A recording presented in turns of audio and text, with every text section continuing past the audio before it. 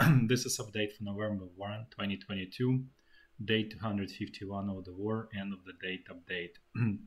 As always, I'm going to start with general or strategic updates, and we're gonna go to the battlefield eventually. So now, just more general news is, as I mentioned before, a new British Prime Minister is no better than the previous ones, and actually, in many ways, probably even worse, because his first idea is to increase taxes to cover budget shortfalls, which is completely wrong. And what he's going to turn UK into, Greece, Italy, and Spain combined, with no sort of ability, with no future, basically putting in perpetual loop of pain, with no chances to escape out of it. Probably what's going to happen, he's going to get pushed out eventually. He probably won't last long. The right solution is actually to at least not touch taxes and really just to actually trim down government expenses, which is the part of the problem there, and that's why there is a bigger problem. But unfortunately, for people like him, it's a rocket science. Then another. Let's switch to Asia. Japan. Japan announced that they will continue buying Russian energy resources, as essentially otherwise they won't be they will not be able to survive. Which common sense policy. Totally understandable, in my opinion, totally the right choice for Japan.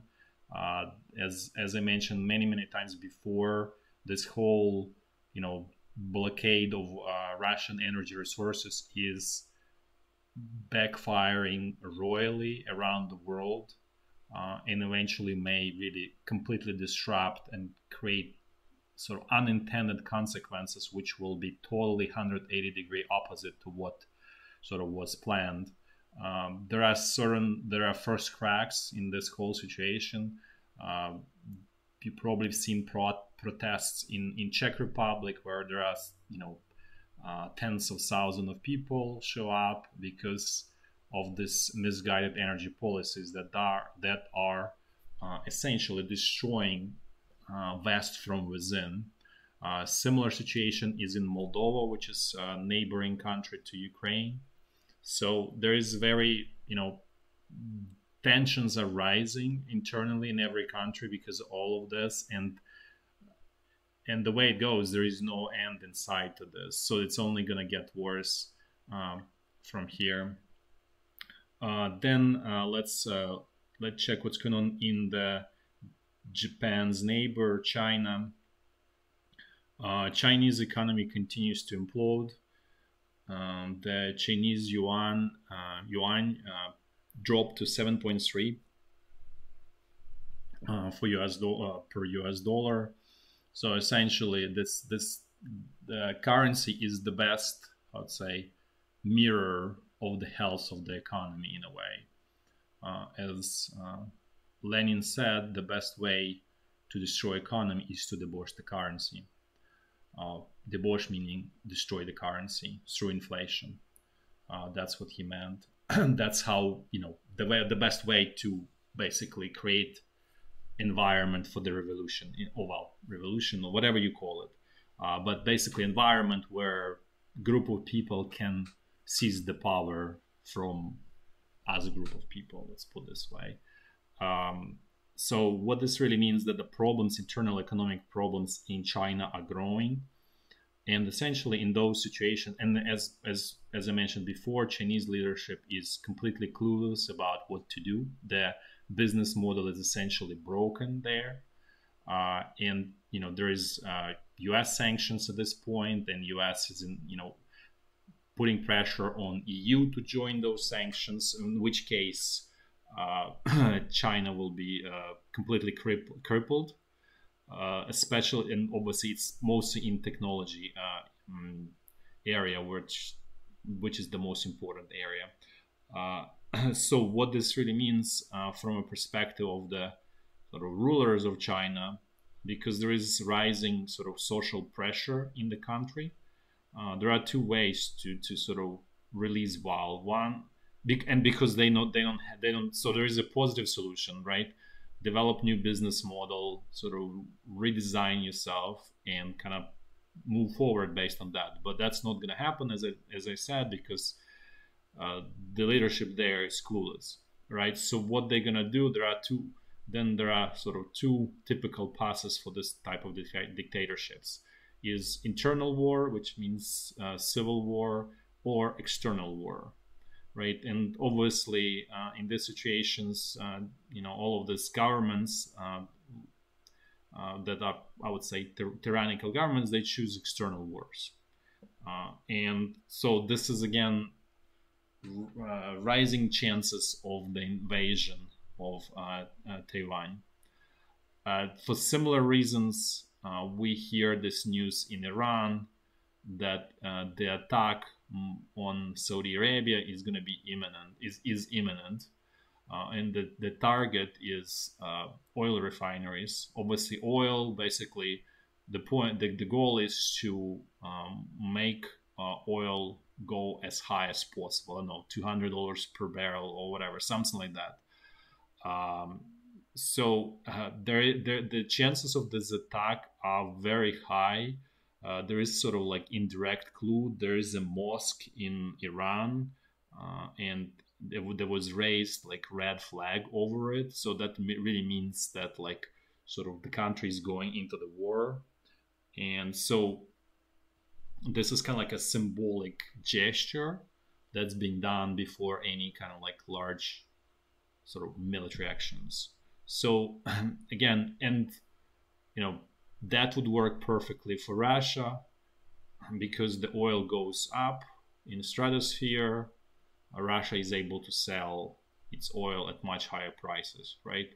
And currently, the discount that Russia gets for its oil is 25% to Brent, and Brent is more expensive than WTI. WTI is US benchmark, and Brent is UK or North Sea benchmark.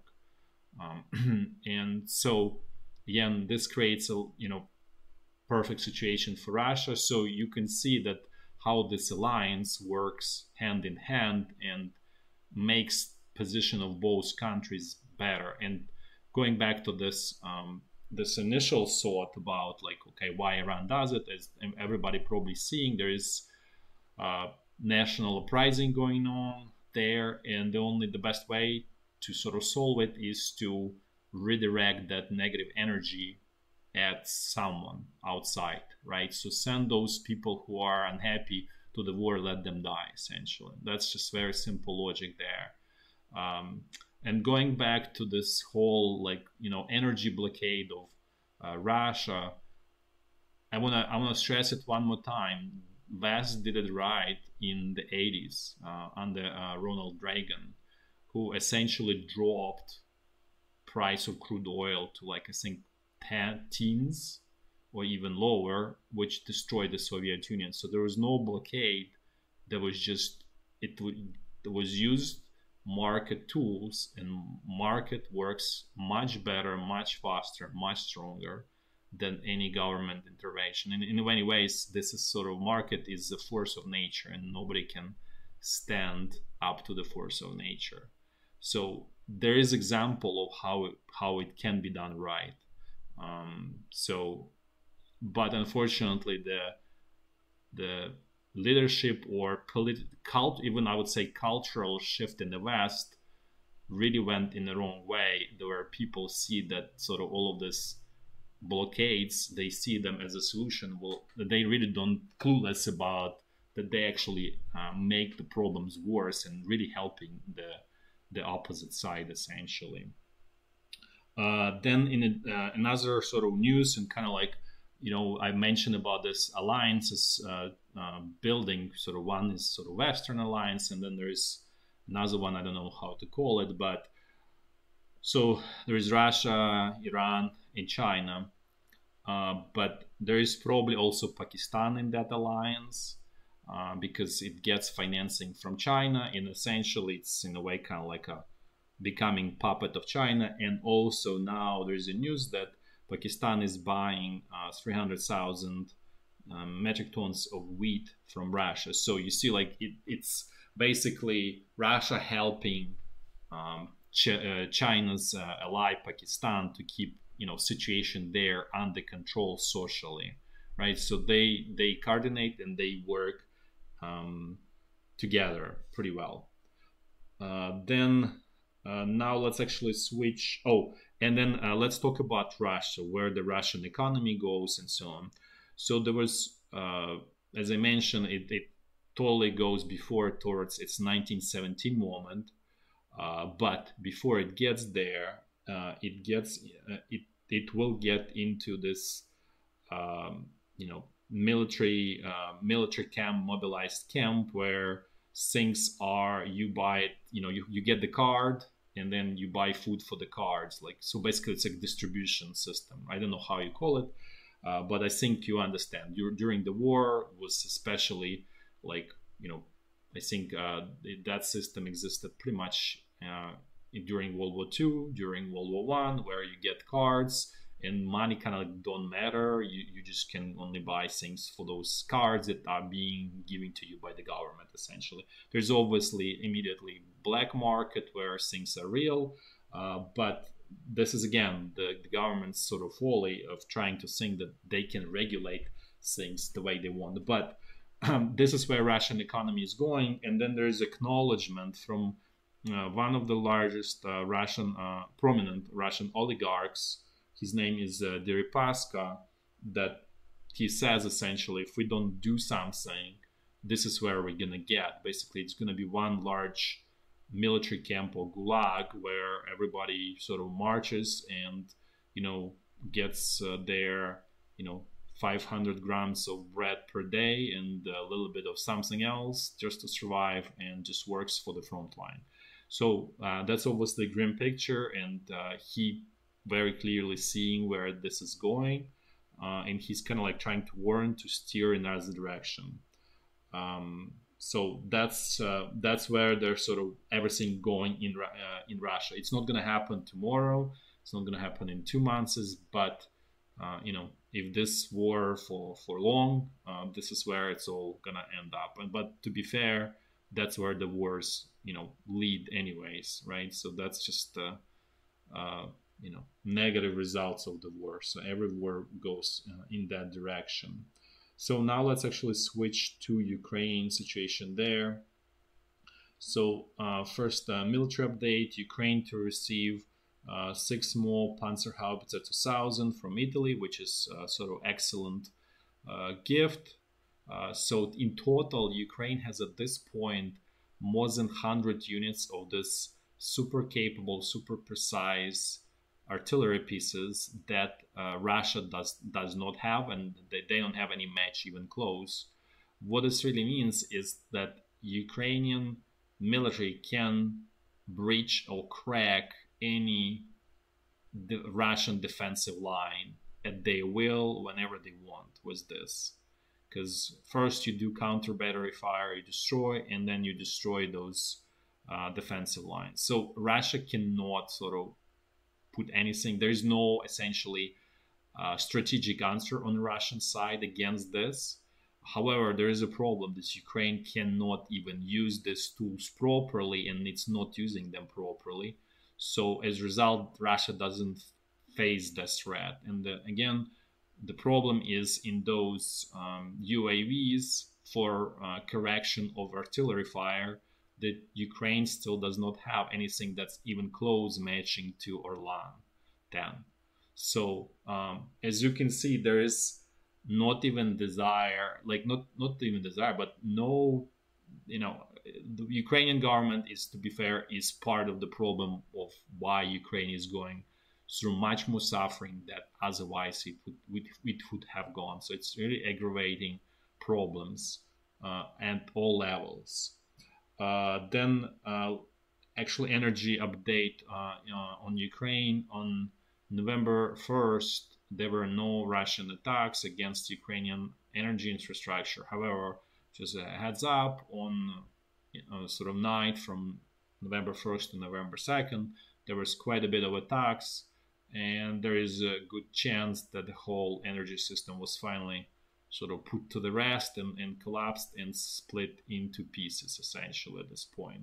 But even before, well, I'll provide update tomorrow on what happened as a result of this attack. But as I said, the Ukrainian energy distribution, first of all, system is teetering on the edge of complete collapse. So, for example, in Kyiv, which is capital of Ukraine here, there are sort of rumors or sort of like announcements that there may not be electricity for 2 weeks. So just to understand that no electricity for 2 weeks in the city really destroys the city, because it's cold time of the year, and as said, the winter is early this year, so it probably will start freezing. And if you don't have hot water going through the pipes, which with the help of electricity and everything, then those pipes have water, they get frozen and they just blow up, and basically the whole system blown up, like basically nature totally destroys everything perfectly, and then rebuilding that is nearly is going to cost something that Ukraine doesn't have at this point. The reason this is happening because the way the Soviet cities were built is with centralized heating. What this really means is there is one big power generator that does two things: generates electricity and generates heat. And then those pipes go from that power generator throughout the city in centralized manner into each high rise, right? So they're not in, like, most, not all, but most high rises, they're not independent on their own. They all connected to this one centralized grid, and this is and when it doesn't work, everything basically collapses, right? And this is actually going back to, for those who watched that video about centralized versus decentralized system, right? And when I explained with the help of Ukrainian internet system, that decentralized system, it's much more stronger, can survive better, and so on. Any centralized system is basically Walking Dead, right? And so you can even look around yourself. If you see some heavily centralized system, you just know that this is the disaster in the making. Let's put it this way. So this is a situation with electricity. There are also problems with wireless service. They're widespread because it's also kind of centralized. And as a result, also there are problems with ATMs. So people, not everywhere, but in many instances, the ATMs don't work. You cannot get money. You cannot deposit. Basically, the system is starting to really unravel and collapse. Not to mention that at this point, you cannot get your passport. You cannot get your driver license. If you sell or buy a car, you cannot re-register in buyer's name. So gradually, all sort of government services, or what we used to be that it's provided by the government, starting to fail. And and Russia clearly will continue these attacks. As I said, on the night from 1st to the 2nd, there was new large attack. So we'll find out the outcome of that. Then Ukrainian sort of government trying to say, okay, we have some evacuation plans, so mass evacuation plans, because as I said yesterday, if all these large cities or towns go dark, you really need to evacuate people because they are traps. They just people will simply die there.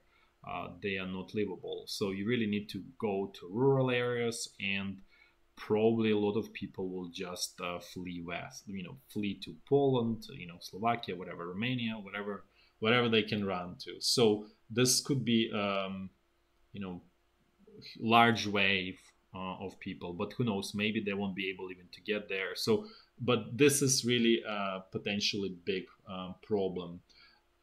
Then there is another news that kind of doesn't look sort of good. So Ukrainian government prepared 425.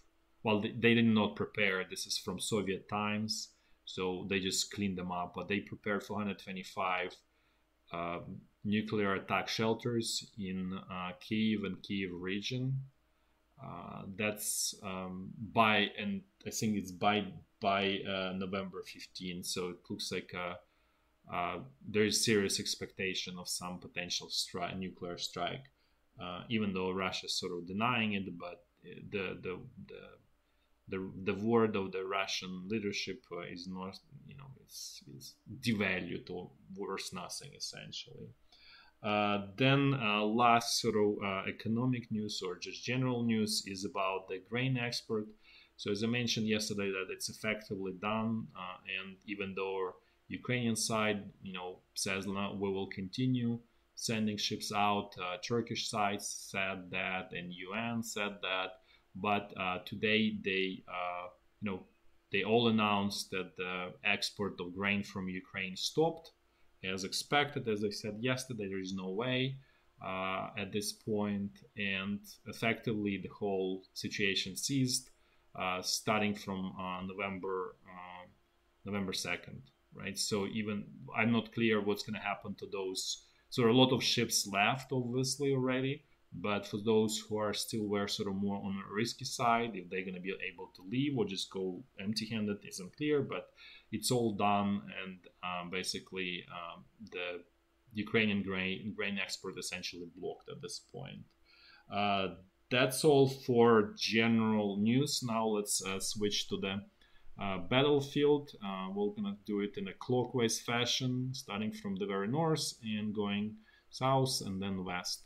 So the situation along the state border is more or less stable and quiet. There is obviously exchange of artillery fire, but it's on the lower end relative to what it could be, generally speaking.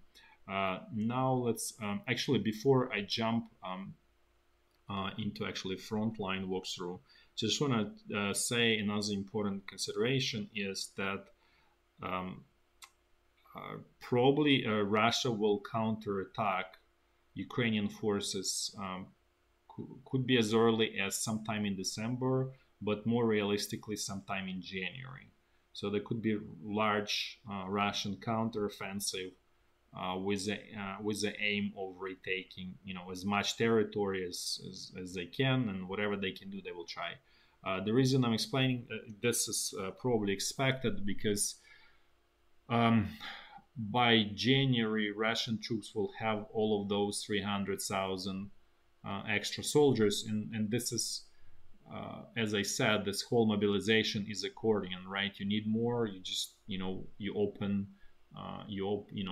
you increase it, right? So this is kind of like never-ending story. Even though formally Russian government said yesterday that they stopped it and everything is fine, this is just to calm down population in Russia, just to kind of make them less anxious. But reality of all it will never stop for as long as the war is going on. So basically by end of December, basically just in terms of training, you need about, like, for people who don't have it at some basic level, and the way it's done, and it's done poorly obviously, but formally check mark you can put in 3 months, and you can put all of those people on the front line by that time. Out of those people, 87,000 are already on the front line, and Russian government or military authority, they say there is also 15,000 of Russian volunteers who are also already on the front line. So what is it? 87 plus 1,500, 2,000 already on the front line, right? So this really increased Russian sort of troops in size quite considerably. They totally refreshed after the losses, and they actually increased in size relative to the initial attacking forces. So there is actually more Russian troops on the ground, probably more than 200,000, probably 220, 30,000 in total, and the front line shrunk by probably almost half, right? So the density is clearly going up of the Russian troops, and then they're gonna get additional 213,000 gradually over November and December, but all of them will be there by end of December. So at that time, they probably will be ready for large offensive at that point, because it's very clear for Russian sort of leadership inside that their only way to win this war is on the battlefield. So this is probably where we are going with all of this. So probably could be kind of like a stalemate or kind of like slow motion pull push by both sides till probably sometime in December. Could be even January. The Ukrainian sides can still possibly liberate Kherson bridgehead, but that's a big question at this point. But in generally, I still stand by the prediction that it's gonna be lost by the Russian troops eventually, unless things really change and Russian troops really attack here and have huge successes. Capturing Kharkiv, capturing all of this region, which I doubt, but nevertheless, there will be a sort of large clash is coming. Let's put it this way. Now let's jump to this North Luhansk section of the front line. Situation here is stable. No Ukrainian attacks. No large Russian attacks, so just normal sort of activity, probing actions by both sides, artillery fire and all that. Now let's move to North Donbass front line. Things here are also more or less the same. Typical attacks by Wagner mercenaries, and by the way, on the size of the Wagner mercenaries, it's really becoming a large organization. Parallel to the Russian army. It's kind of like another parallel army. In a way, I'm not saying that they are SS, but it's very similar in terms of organization. How Germany had the regular army and then had SS, where SS was much more motivated than regular army. And I'm not saying that regular army was not motivated; it was still motivated, but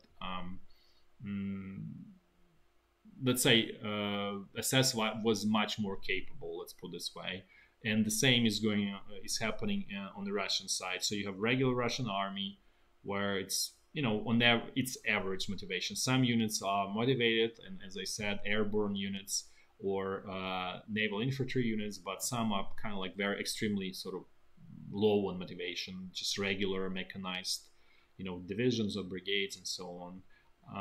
And then you have this Wagner mercenaries, which are very motivated, and they use common sense. They don't have the red tape, bureaucracy, and everything, which makes them very capable fighting machine. And it's been growing. So by now there are numbers that they are between 20 to 30,000 in size. Could be even as high as 40,000. So as you can see, it's grown from the size of 2, 3, 4, 5,000 to, I wouldn't say tenfold, but close to it, right? So at this point, they essentially sort of own this North Donbass section of the front line, and they continuing their attacks here. Now. This is, and again, the same situation, no changes today, but as I always said, there are no changes, and then eventually some section of Ukrainian front line crumbles. Now let's move to central Donbass front line. Things here are pretty much the same. Attacks out of this Novobakhmutivka salient, frontal attack against Avdiivka, then attacks out of Pisky salient, where, as I said, there are problems, situation becoming problematic for Ukrainian. defenses here from a tactical perspective, not strategically yet, but it's only tactical problem here where Russian troops are getting a little bit too far in their northwestern direction, and it's really kind of sort of, how to say, breaking Ukrainian contiguous Ukrainian front line. Then again, Russian attacks against Marinka that never go to anywhere. And then update on Pavlivka. Essentially, Russian troops bogged down there. As I said, they got into this valley or depression, this Pavlivka, where this essentially is kind of like dead zone where they're just going to be bombarded with artillery. And just kind of sustain heavy losses over, as long as they want to sit there, essentially. But because Vugledar is on, high ground relative to this Pavlivka and the whole area, it's actually kind of like a somewhat elevated for whatever nature created or something. And so you have really high visibility around. So that's why I said it's a big cornerstone in Ukrainian defenses, and very important cornerstone in Ukrainian defenses in this area. And as I said, it's fairly easy to defend as long as you use your artillery wisely. Essentially, any attack against it is extremely deadly and futile. So, and as you can see, Ukrainian side brought here also 72nd Mechanized Brigade and 79 Airborne Brigade. So, as I said, this probably, essentially, this Russian troops bogged down here, and this is probably going to go to nowhere. Now let's quickly check the rest of the, Zaporizhya front line. Things here are quiet as always, nothing changes here. And then let's finish with the Kherson bridgehead. Things here are also stable. There are no changes, meaning like no large Ukrainian attacks, no Russian counterattacks, so it's just positional defenses. There's sort of interesting news. Don't know how to sort of interpret that one yet, but Russian command is forcibly removing Ukrainian population from this area where I'm showing. So like Novakhovka, all of this Berislav, this whole, like, as you can see where I'm showing this eastern bank and part of the western bank. So that's for, like, well, you want it or not, you're going to be removed. That starts on November 6th. We'll see if this is, maybe they preparing for larger counteroffensive there, or we'll see where it all goes. Or maybe they're expecting Ukrainian large offensive. Very unclear, but this is obviously, something that's important. We'll find out a little bit later as we get more information. That's it for today. Thanks for watching, and until tomorrow. Bye-bye.